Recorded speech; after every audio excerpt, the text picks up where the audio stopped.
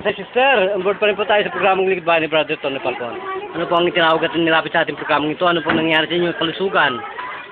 Ano pong nangyari? Mild stroke? So, ilan taon na po kayong pinapahirapan ng ganyang pagkagiging mild stroke? Ilan pong taong gulang kayo? Oo, 57. So, ano pong tunay na pangalan sa totoong buhay?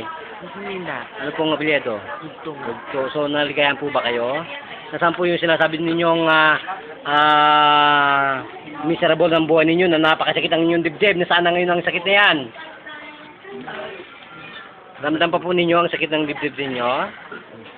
Ha? Ano po, masakit pa? Wala na? Kung ganun po, magpasalamat na po kayo sa ating programang ito, Lingkod Bayan. Sige po. Thank you. Bakit po naman kayo nagpapasalamat? Masaya po. Naginawaan po kayo. Kung gano'n, ito po ang inyong Likod Bayan, Brother John. Nagulat para sa Likod Bayan Balita. Bida ka, kasama ito ni Falco.